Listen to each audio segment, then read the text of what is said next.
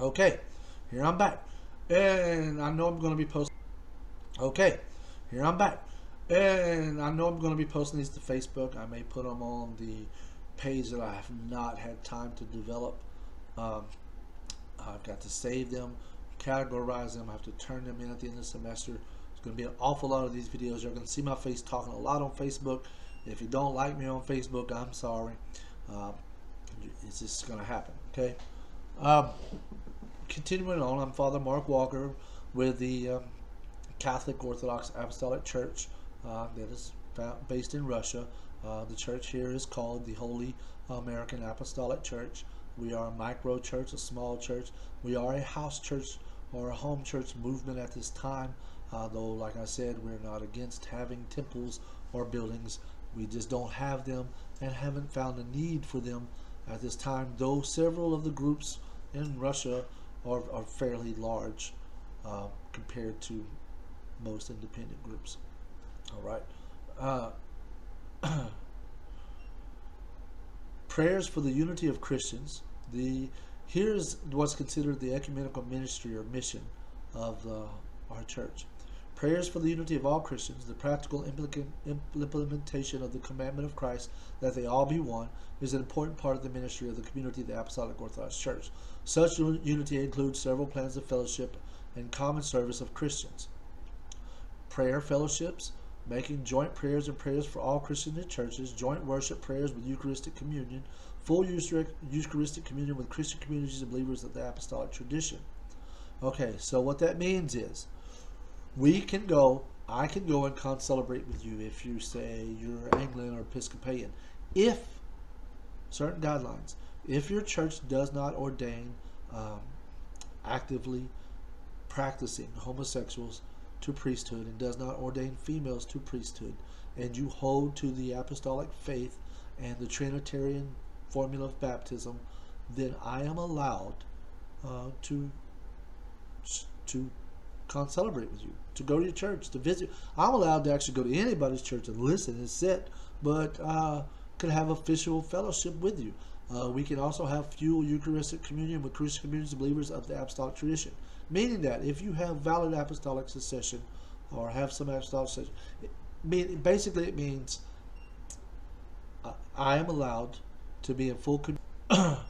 Missionary and social services can be performed with any Christian church, individual Christian, church organization, public associations, charitable foundations, and so on.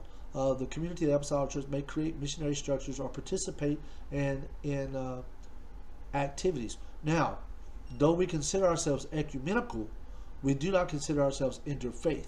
We are allowed only to participate in interfaith things as a missionary outreach, as if we're going to go out and we're there for the sole purpose of conversion or testifying to those churches. We are not allowed to go, say, with Buddhists or Muslims and go to church with them or let them come and take Eucharist with us. Those kind of things are not allowed. But we are allowed to go to meetings where they are, but with the intent must be in our heart to share the Christian message. Okay, so that's another thing. The canonical Orthodox, probably, I don't know. I don't really know. That most of them wouldn't do anything like that at all. But the funny thing is, a lot of the larger Orthodox sometimes will have interfaith things that we wouldn't have. Yet we will have more relations with other Christians. Um, we view Protestants as beginners, basically, in Christianity. They need the fullness of the faith. They are mistaken and borderline Gnostic on some things. They need correction. They need love. Ye which are spiritual, if you see one taken in a fall, restore such a one in a spirit of meekness. It means your Protestant brothers and sisters are taken in a fall. So you restore them with a spirit of kindness and meekness to the true apostolic faith. Okay? We believe in giving charity, as most churches do. We do not prohibit the possibility of cooperation with the state, but being a church founded that wanted to get away from the church's involvement in Russia with the state of Russia, we're not real big on that. There has to remain some separation from the church and state, and that the state, if it comes under the guise of an evil leader, should not be able to dictate what the church does. And so it's better to keep the leadership parts and the influences separate. We cooperate with the state as long as it does not violate our freedoms or the principles of the church. We are called, first of all, to follow the instructions of the Holy Scriptures, and we are to encourage to respect state institutions as a representation and expression of God's power on earth. But being a society, the church considers it possible and necessary to claim Christian truth and always possible. So there again, you are to obey the state. You can cooperate with the state, but if it comes against Christian teaching or the ways of God, you cannot follow along there. So we're a little bit more along the lines of separating from the state than maybe some other Orthodox may be. All right.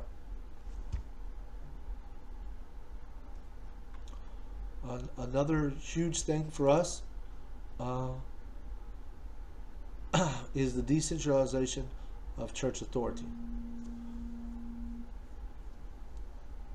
This is part of our reforms. We as a church consider it possible to adopt the Gregorian calendar style. You can be either one, like I said, that's up to each community and that bishop, which calendar they follow, which feast and fast they keep. Those kind of things are bound to that area, to that culture, because the culture, say, here in East Texas is vastly different than the culture in West Texas. Okay, so how we are here in East Texas may not be exactly how we are in West Texas, but there would be a bishop who was over that. Now, let's say if I was here and I was the bishop of that over there, they didn't have anybody, they would select a priest from among them, or there would be a priest there who started that community. That community would be named and would follow the culture of however they were. That's how we operate. Our highest authority is the synod. When the synod meets together and makes decisions.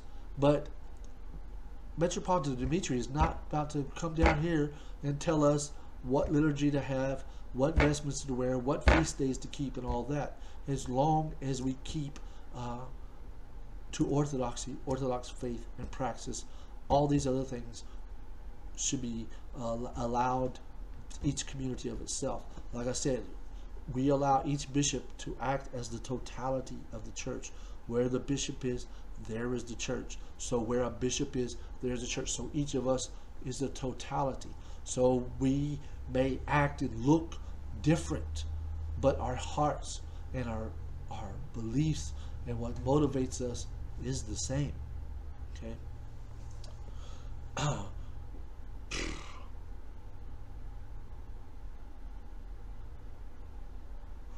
We believe the Orthodox Church must return to conciliar structure. The high executive power in the Apostolic Orthodox Church is not to appoint and dismiss bishops or to transfer them from one diocese to another without that church's consent. Only diocesan assemblies have such right when appropriate procedures are worked out, like the episcopate. So the clergy are elected and dismissed only by the parish assembly on the proposal of the bishops of the diocesan council. Church powers should have three branches of power: legislative, executive, and judicial. We especially emphasize the indelibility of the holy dignity of bishop, and do not use that as a disparate measures of punishment. Okay.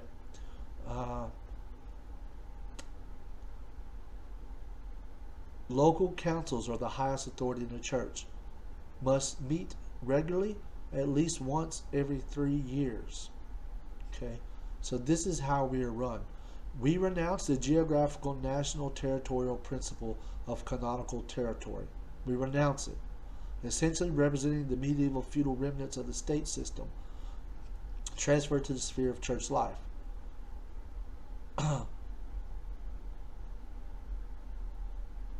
The founders of our church believed that the principle of canonical territory uh, and making it the way it was, widely applied to orthodoxy, leads the church to spiritual stagnation. Uh, Solavoya wrote, "The spiritual authority cannot be independent from the secular one if the church exists within the limits of one state entity.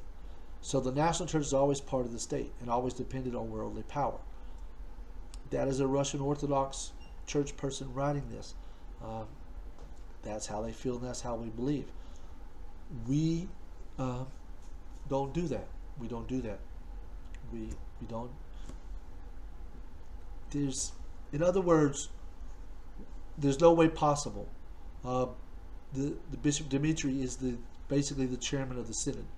The synod meets. There's just not going to happen that the synod's going to be like, oh, we don't like that bishop down there in Texas, so we're going to send the bishop from Slavoski or Jerusalem down there to Texas, and he's taking it over now. There won't be that. If the bishop, something needs to be done, the bishop will be, the synod can have that bishop removed, but that community will select a candidate to be the bishop over its own self. This is kind of how it goes. It's just a different way of governing things. Okay.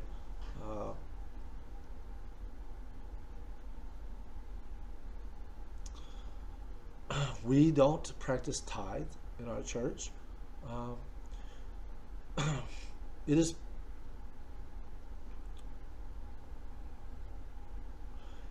one distinctive of our church is that every liturgy, every worship service must be rigorously accompanied by a sermon.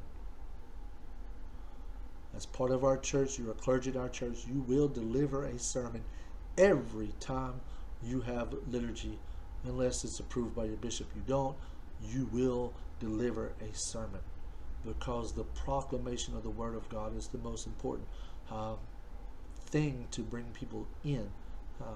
The Eucharistic service and those things, that's for us. It's special. That's for us. The Eucharist isn't an evangelical tool. Isn't a tool to go out and convert people to Christianity.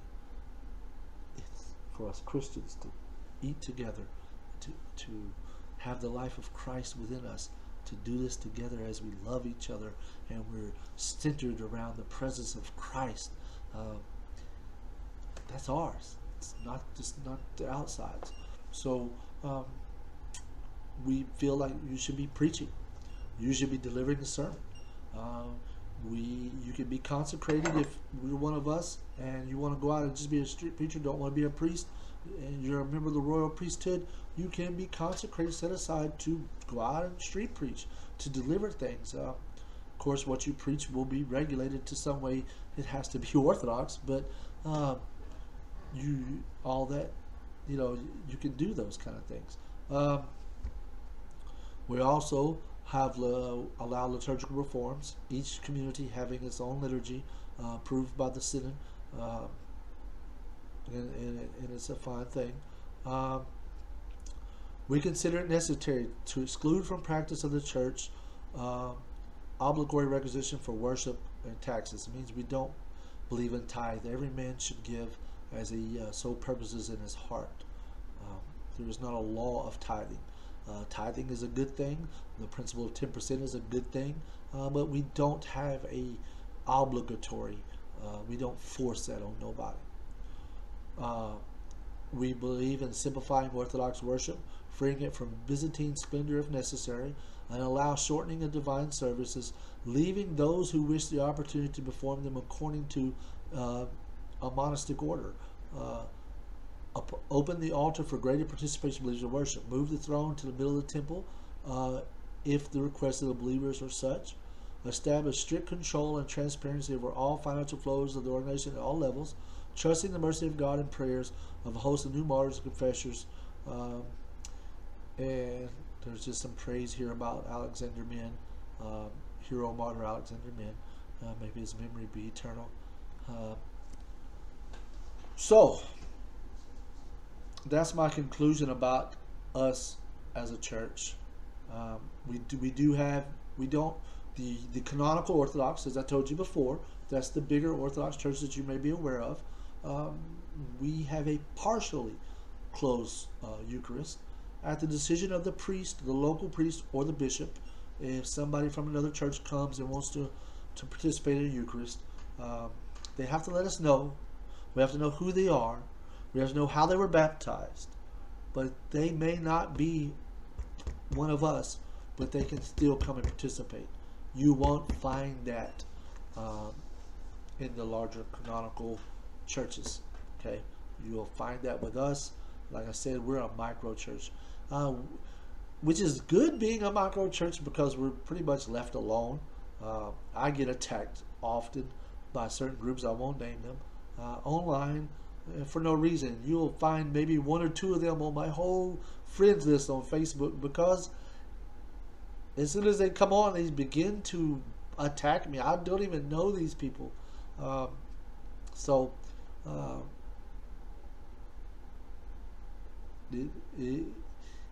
It's something else. But as I said before, this is my church. This is what we believe. And let us now go and venture into some orthodoxy.